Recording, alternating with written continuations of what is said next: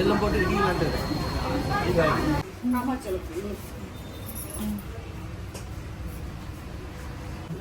Madam Kamakshi அம்மனுக்கு ஆன்டிக்ல கேக்குறாங்க madam. Anti கரும்பு வச்சுதா உங்கள் பக்கம் அவசரம் அப்போது எதையோ எடுத்தா பிறகு அவனுக்கு அப்படின்னு நினைக்கிறாரு அவரு. வீட்டில் பொண்ணு வெட்டி உங்களுக்குலாம் நாம் போட்டு வர்றதே வேலையை வச்சுருந்தாங்க. எங்கள் ஃபேமிலிக்கு நீங்கள் நாம் போட்டீங்க, நான் உங்களுக்கே பட்டம் போட்டேன் பத்தியா.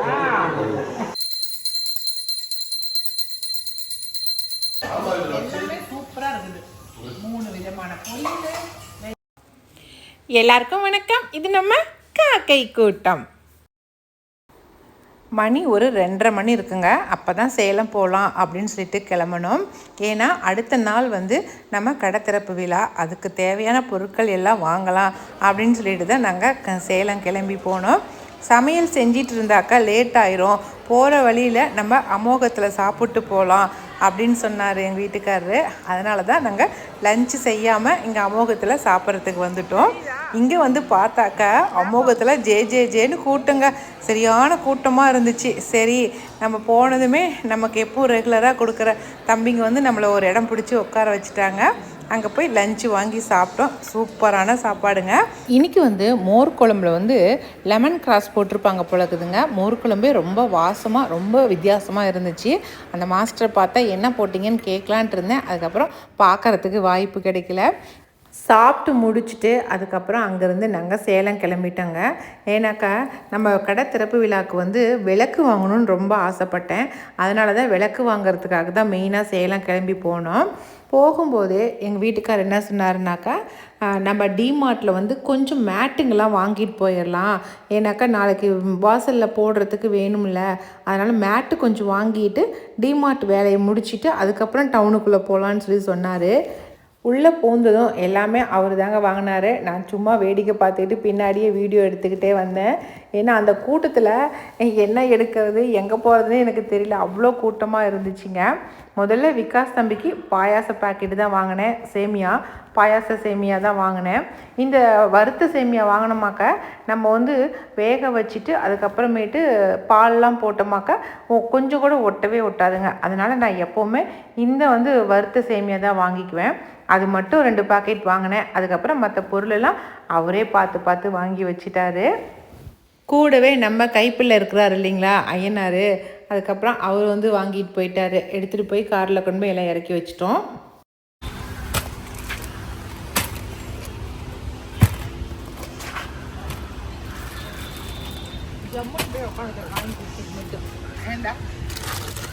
அதே அவர் கரெக்டாக போய் ஓடி அங்கே எடுத்து அடுத்ததாக விளக்கு வாங்கலான்னு சொல்லிட்டு பழைய பஸ் ஸ்டாண்டு தாங்க போனோம். அங்கே தான் பூம்புகார் இருக்குது. மேக்ஸிமம் நம்ம பித்தளை பாத்திரம், இந்த சாமிக்கு வைக்கிற பித்தளை பாத்திரம் எல்லாமே பூம்புகாரில் வாங்கினா கொஞ்சம் குவாலிட்டியாக நல்லா தான் இருக்கும். அதனால தான் அங்கே போய் வாங்கலான்ட்டு போனேன். நவராத்திரி வந்துச்சு இல்லைங்களா, அதனால் அங்கே கொலு பொம்மைங்கள்லாம் வச்சுருந்தாங்க. பார்க்குறதுக்கே ரொம்ப அழகழகாக இருந்துச்சு. கொஞ்சம் முன்னாடி ஒரு 10 நாளைக்கு முன்னாடி போயிருந்தோமாக்க இன்னும் கொஞ்சம் நிறைய வெரைட்டி பார்த்துருக்கலாம். நிறைய பொம்மைங்கள்லாம் சேல் ஆயிடுச்சு அப்படின்னு சொல்லி சொன்னாங்க.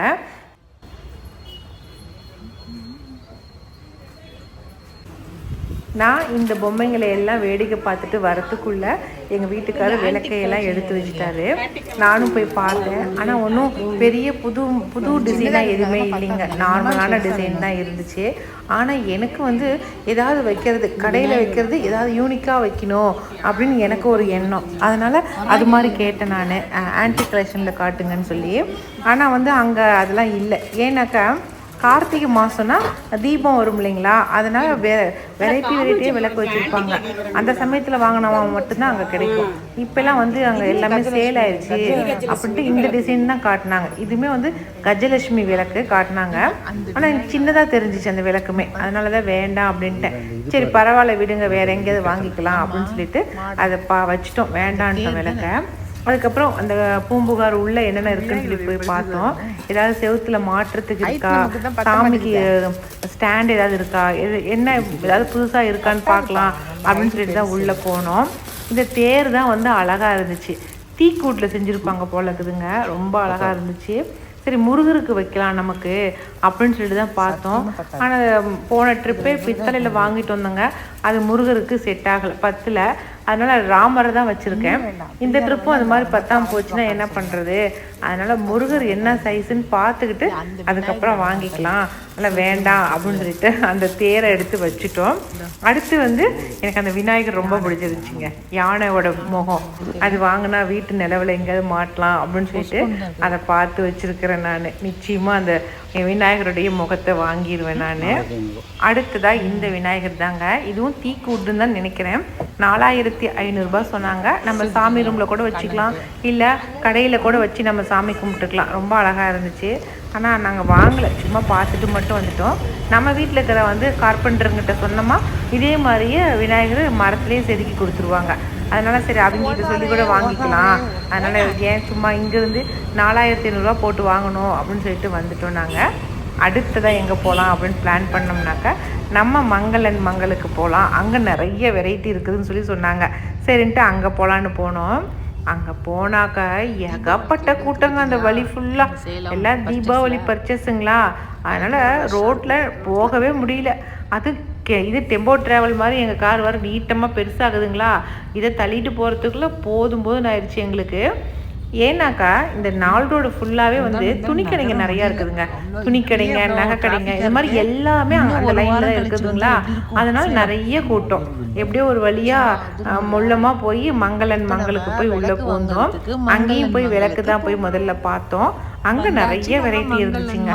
ரொம்ப சூப்பராக நான் நினச்சபடிலாம் அங்கே விளக்கு இருந்துச்சு அப்படிங்கிறத. அங்கே உள்ள வந்து கற்பக விரிச்ச மரத்தை பார்த்தேங்க. அந்த மரம் ரொம்ப பிடிச்சிருந்துச்சி.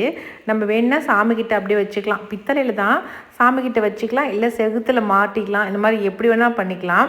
அதை பார்த்தேன். எங்கள் வீட்டுக்கார் வந்து முதல்ல எதுக்கு வந்தியோ அதை மட்டும் பாரு, தேவையில்லாமல் மற்றதெல்லாம் எடுத்து வச்சுட்டு செலவு இழுத்து விடாத அப்படின்னு சொல்லி சத்தம் போட்டார். சரின்னு சொல்லிட்டு அதை வச்சுட்டு அதுக்கப்புறம் மறுபடியும் விளக்கை தேடுறதுக்கு ஆரம்பிச்சிட்டேன் நான். இந்த யானை விளக்கு ரொம்ப சூப்பராக இருந்துச்சுங்க. அந்த காலத்தெல்லாம் பெண்ணை கல்யாணம் பண்ணி அனுப்பும் போது இந்த யானை விளக்கு தாங்க கொடுப்பாங்க. நான் வந்து கும்பகோணம் சைடு தாங்க பார்த்துருக்கேன் இந்த மாதிரி விளக்குங்களை. ஆனால் நம்ம மங்களில் இருக்கிறத பார்த்துட்டு எனக்கே ரொம்ப சந்தோஷமாக இருந்துச்சு. சரி எங்கள் வீட்டுக்கார் இல்லாதப்போ ஒரு ட்ரிப் வந்து நமக்கு தேவையானதை வாங்கிக்கலாம் அப்படின்னு நினச்சிக்கிட்டேன். ஏன்னா எங்கள் பொண்ணுக்கு கொடுத்து விடலாம் அப்படிங்கிறதுக்காக தான் அதை பார்த்து வச்சுட்டு வந்தேன் நான். அதுக்கப்புறம் நிறைய விளக்கு எடுத்து காட்டினாங்க. ஆனால் எல்லாமே ரொம்ப பெருசாக இருந்துச்சுங்க. அதுக்கே ஒரு 1/2 லிட்டர் எண்ணெய் ஊற்றுற அளவுக்கு ரொம்ப பெரிய சைஸாக இருந்துச்சு. இந்த கற்பக விரிச்ச மரத்தோடைய விளக்கு கூட அழகாக இருக்குது, இது எடுத்துக்கோ அப்படின்னாரு. எனக்கு வேண்டான்னு சொல்லிட்டேன். எங்கள் வீட்டுக்காருக்கா அப்படியே பயங்கர கோவம் வந்துருச்சு. எதை காட்டினாலும் வேணாங்கிறாளே அப்படின்னு சொல்லிட்டு. எனக்கு என்னன்னாக்கா நம்ம கடையில் வைக்கிறோம், அது ரொம்ப அழகாக இருக்கணும். அது இன்றைக்கி வாங்குறது காலத்துக்கும் அந்த விளக்கு அழிய போகிறது கிடையாது இல்லைங்களா. அப்படி நிரந்தரமாக அந்த விளக்கு பித்தளை இல்லையா, ரொம்ப காலத்துக்கு இருக்கக்கூடிய பொருள். அது பார்த்து கொஞ்சம் பொறுமையாக நல்லா தான் வாங்கணும் அப்படின்னு நான் நினைக்கிறேன். ஆனால் அவர் போனோமா ஒரு விளக்கை வாங்கினோமா வந்தோமான்னு இருக்கணும், சும்மா அது நல்லா இல்லைன்னு ஏன் சொல்லிகிட்டு இருக்க அப்படின்னு சொல்லி சொன்னார். எனக்கு பிடிக்கல, வேண்டாம் வாங்க போகலான்னு சொல்லி கூட்டிகிட்டு வந்துட்டு அதுக்கப்புறம் எங்கள் பொண்ணு வந்து இல்லைம்மா நான் விளக்கு கடைக்கு போயிட்டு அங்கே உனக்கு பிடிச்ச மாதிரி நான் விளக்கு எடுத்து அமுச்சு விட்றேன் அப்படின்னு சொல்லி சொன்னான். சரி ஓகேடா அப்படின்ட்டேன். அதே மாதிரி தாங்க வினிஷா பொண்ணு தான் வந்து சென்னையிலேருந்து விளக்கு கடையிலேருந்து விளக்கு 3 விளக்குக்கு பக்கமாக வாங்கியிருந்தா. பெரிய விளக்கு 1, 2 குட்டி விளக்கு 2 வந்து 3 விளக்காக வாங்கிட்டு வந்து கொடுத்தா. எனக்கு அதுவே ரொம்ப சந்தோஷமாக இருந்துச்சு. இப்போ எங்கே போகிறோம் நம்ம? உங்கள் தம்பி வீட்டுக்கு, உங்கள் மச்சனை வீட்டுக்கு.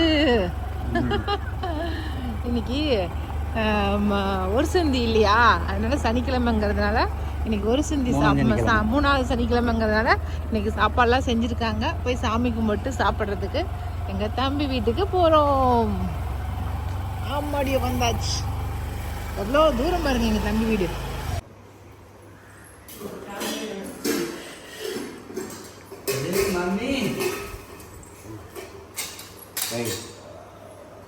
போய் தேங்காய் வாங்கிட்டு வந்தியா?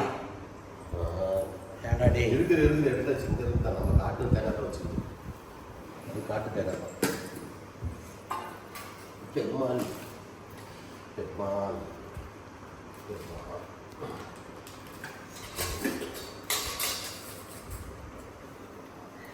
முருகர் இங்கேருந்து பார்க்கும்போது கிருஷ்ணர் மாதிரி தெரியுது.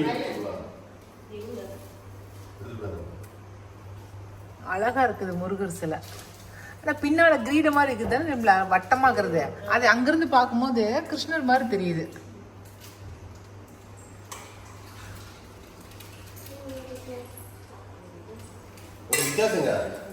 அவன் குளிச்சுட்டு வரங்கிறான்.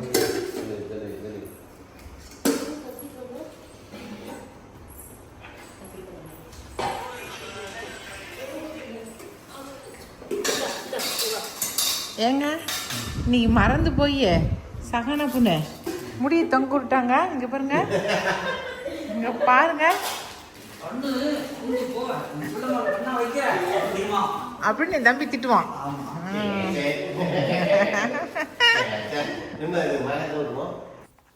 பெருமாளுக்கு சாமி கும்பிட்றோம். நாமம் போடாமல் எப்படிடா சாமி கும்பிட்றீங்க, வாங்கடா எல்லாத்துக்கும் நாமம் போடுறேன் அப்படின்னு சொல்லி எங்கள் வீட்டுக்காரர் தான் எல்லாருக்கும் நாமம் போட்டு விட்டார். நார்மல் நம்ம சக்கப்பில்லை நம்மளுது இதில் தான் வைப்பாங்க. வெண்ணெய் வாசம் அடிக்குதான்.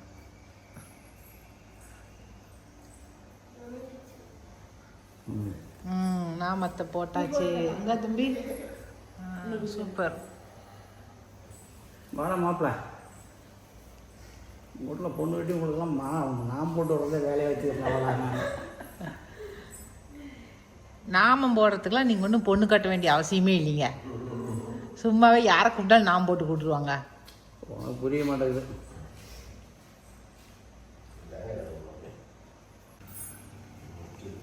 எப்படிங்க எங்கள் ஃபேமிலிக்கு நீங்கள் நாம் போட்டீங்க, நான் உங்களுக்கே பட்டம் போட்டேன் பத்தியா? ஏன்டா தம்பியா என்னைக்கா இருந்தாலும் பட்டடிக்கிறது நாங்கள் தான். பட்டடிக்கிறது நாங்கள் தான். உங்களுக்கு கொண்டாட்டிக்கு தான் ஜெயிக்க முடியும். சரியா?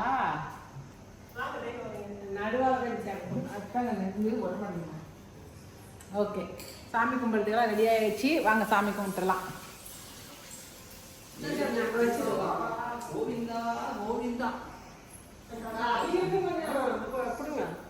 போட்டாச்சு, கழுவி வச்சு கொடு.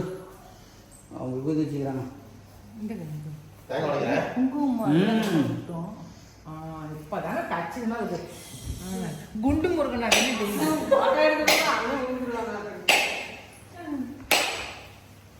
உளுந்து எடுக்கலாம் வீடியோ வேற.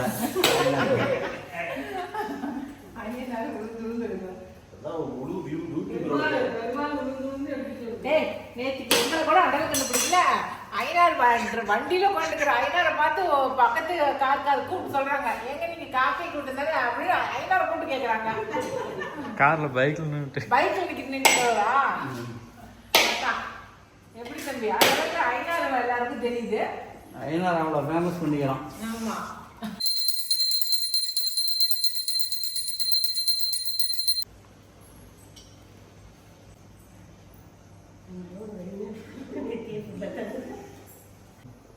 ஜெருண்டி ஜெருண்டி ஜெருண்டி ஜெருண்டி காலு கொடு. ஜெருண்டி ஜெருண்டி இந்தாங்க. ஐநாறு கொடு.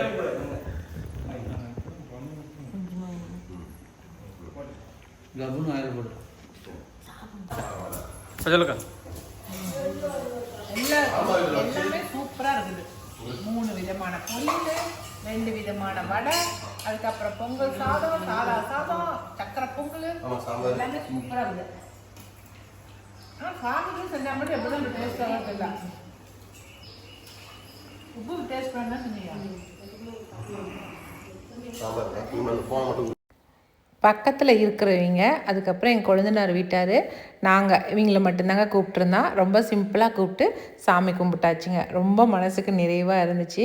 ஒரு 4 பேர் சேர்ந்து ஒன்றா சாப்பிட்டாவே உண்மையிலுமே அந்த இடம் ரொம்ப சந்தோஷமாக, ரொம்ப கலகலன்னு தானங்க இருக்குது.